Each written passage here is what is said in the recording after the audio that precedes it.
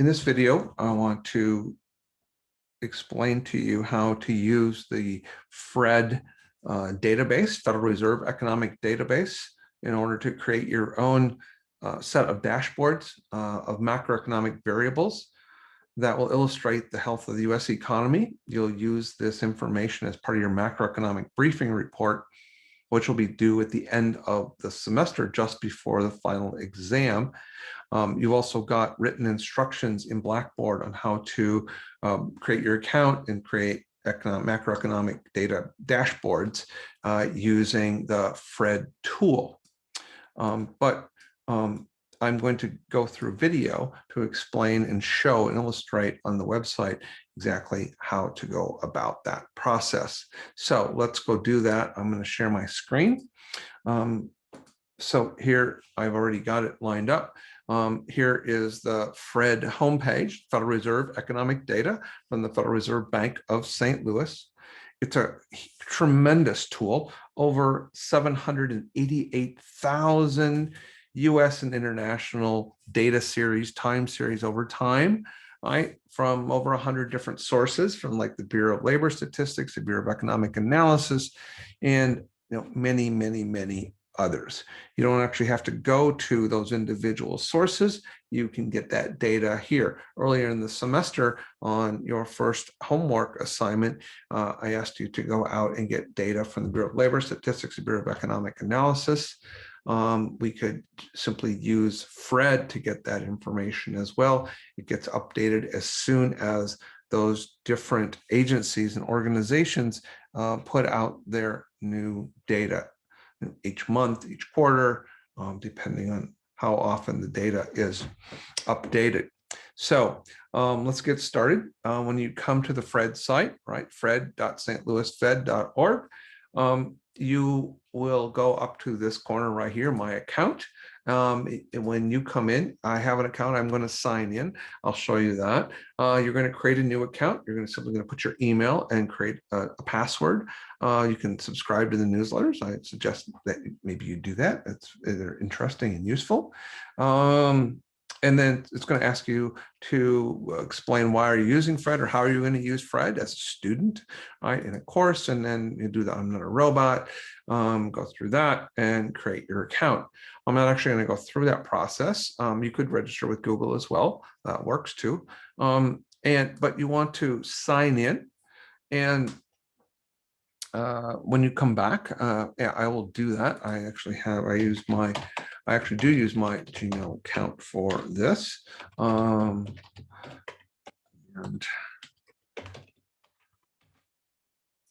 I'll have it remember me on my computer, and I sign in. And now when I go up to my account, it's going to have different content that I have created, along with some other choices here. You may not see all of these, right? So if I went to my content, it would have all the different kinds of things: dashboards, data lists, graphs, maps, etc.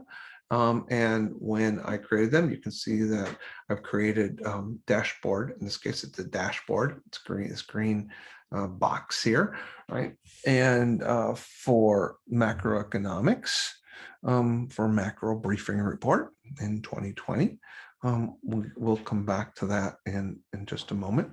Again, we can go and we can go to under my content. I've got different dashboards. You'll see that here. You saw that already right there. You can create groups of dashboards. You can group things together in different kinds of ways, or in this case, it could just be different kinds of graphs. I don't have any dashboards in that folder yet. Let's see if I do in this one. No, I just created those and haven't put them actually in there. So I could create a dashboards that could be just one graph, it could be multiple graphs dealing with particular macroeconomic data, for example. In our case, we're just going to create one dashboard, and you go to my account, my content. It could be and you could have so you could just click on dashboards. Okay, but you could click on my content as well, right? And what we're going to do, the first thing that we're going to do, yours won't have this information in here. Obviously, you won't have any content to begin with. right? So what we want to do is we want to add new. So we want to go up here, add new. We want to add a new dashboard. That's what we're going to create. Let's just call it Econ 313. In this case, there are directions for how to name your dashboard so that I can look at it. I'll know what they have a name. It'll be clear to me whose dashboard I'm looking at.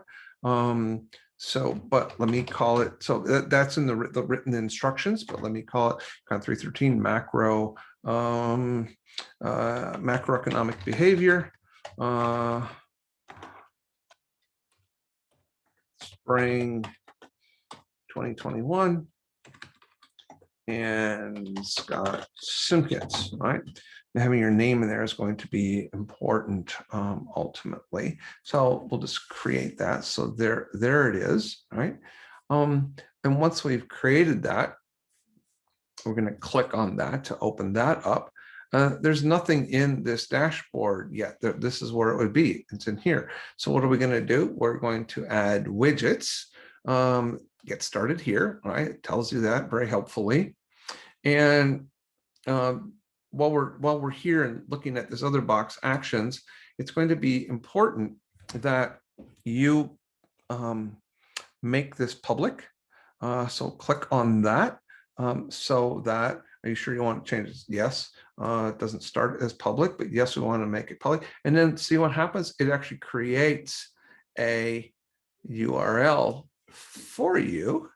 And that's the URL that you're going to use to report in Blackboard when you submit your dashboard assignment, your dashboard project.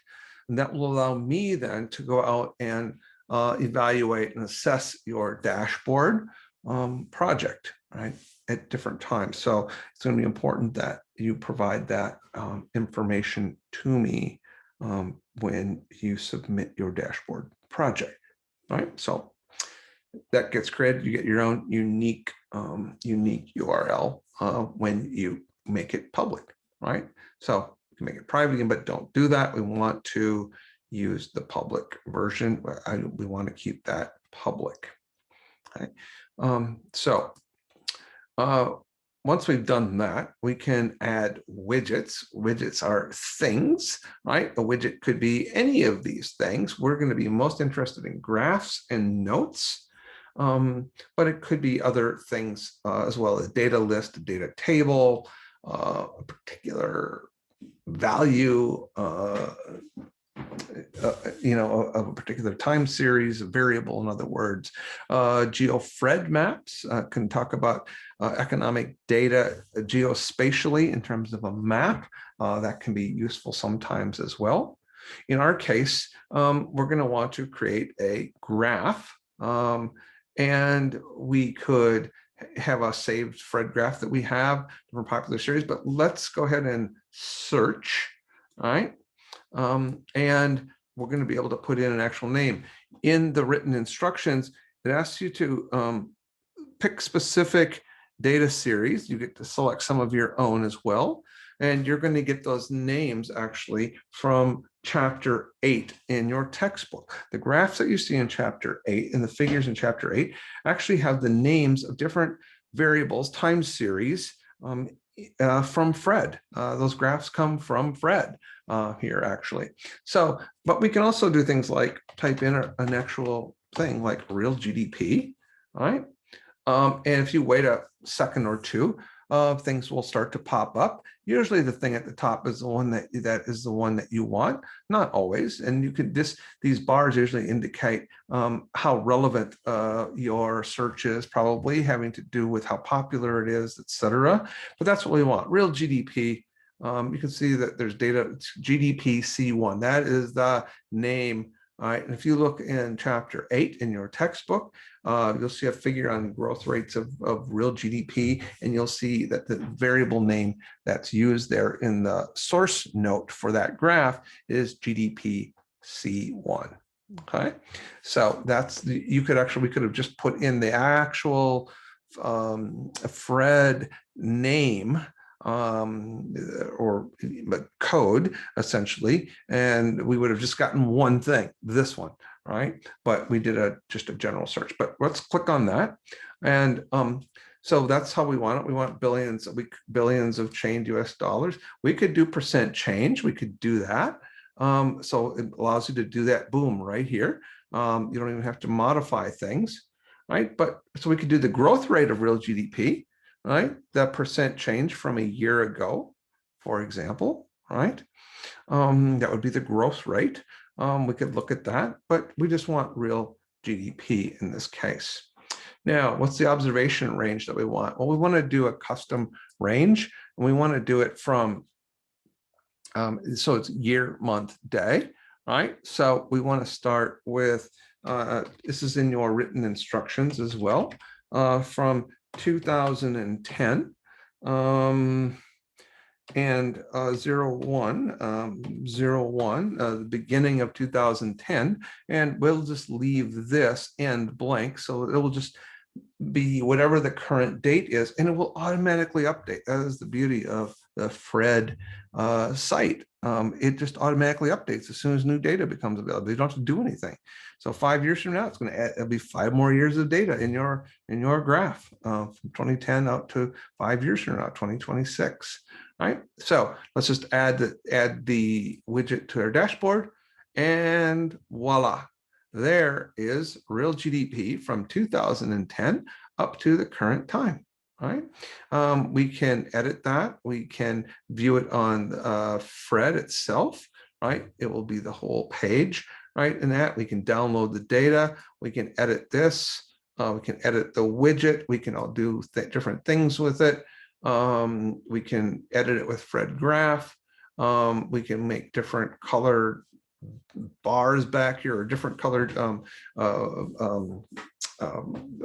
frames around it, etc. Right? So you can do that. You'll see that these shaded areas are, I'm clicking on it. I'm curious what's going to happen. Okay, so if you click on the graph, it just opens it up and makes it bigger. Right? This is actually coming from the Phred page itself. And so it just makes it larger. So GDP-C1, right? Real gross domestic product from 2010 to, in this case, 2021. The shaded areas are recessions. Okay, those are recessions. So again, we could edit this. We'll just sort of edit the widget. We'll sort of see what we can do a little bit with this. Edit with Phred Graph. Right, so you can edit the graph, right, right here. You can click on this orange button, and so in this case, we can format things. We can make it a line graph. We can change how big it is. Recession shading is on. Here is the color of the line. You can change the color of the line if you want to change how thick it is, and whatnot. So there are different things that you can do with it. The plot frame, you can change the color of the frame around here. This is white by default. The text is black by default. You can change that if you want. Whether these things actually are showing, whether the title is showing or not. Right, whether that you can see that the real GDP goes on or off up there.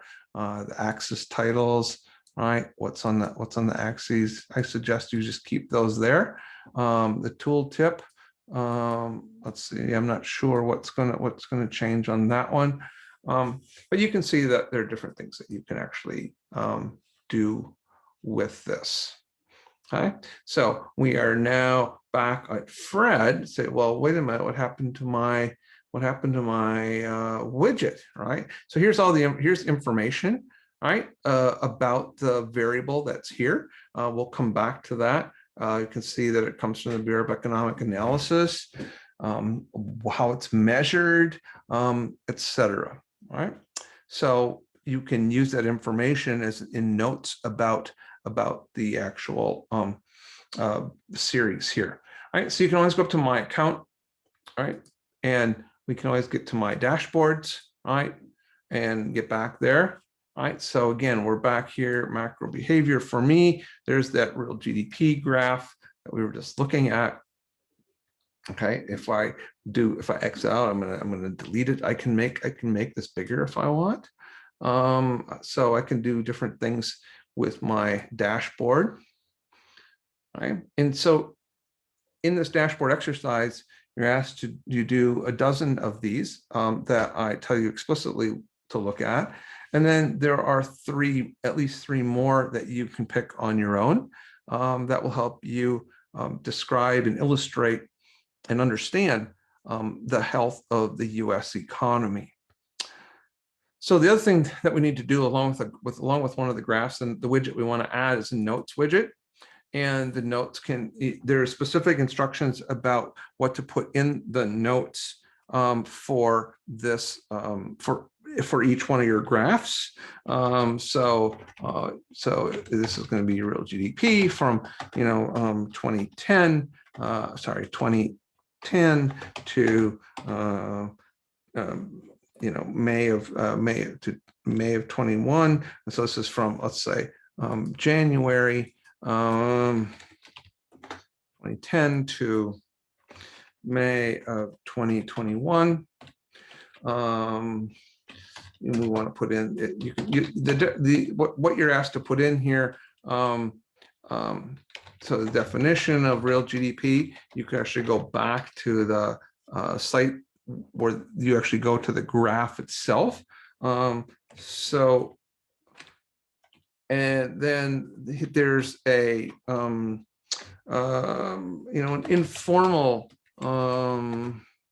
explanation of why it's important,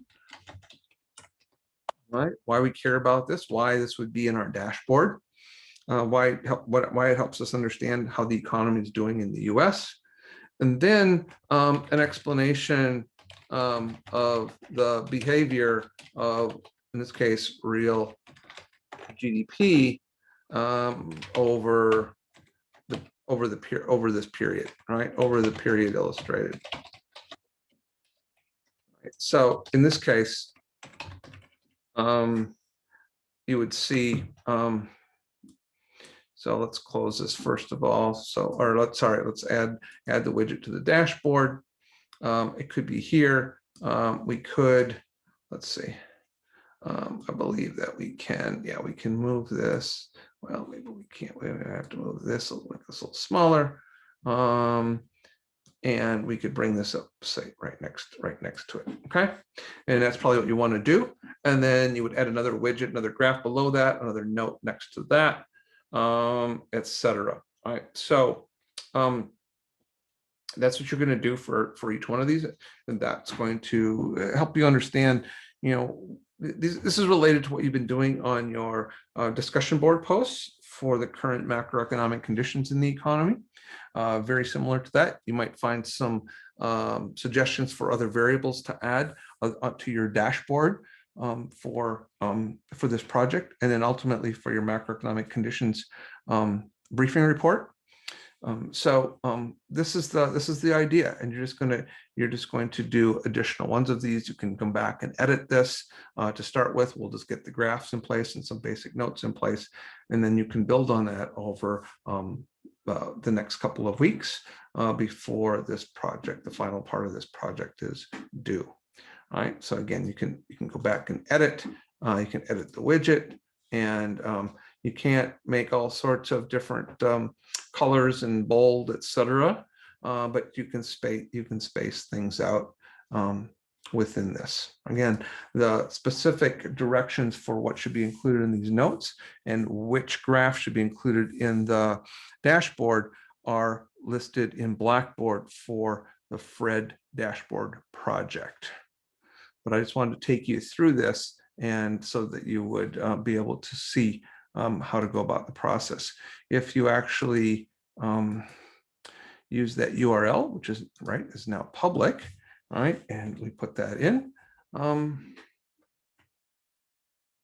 You will see your dashboard appear in just a moment. There it is. right? And you will have, except you will have 12 of these. You'll be able to use these graphs as part of your macroeconomic briefing report. You can download the data. You can download a PowerPoint. You can print. So there are lots of different things. You can view this on Fred, and you can get that graph itself. You can as a PDF, as a PowerPoint, etc. So there are lots of different ways you can do this. You can download the data and you can put it in an Excel spreadsheet, but you don't need to do that because the graphs already get made by Fred. This is the part of the beauty of this tool. So it's fantastic and a very powerful tool. So yeah, this will use this along with the directions for this project, and you should be able to do this with relative ease.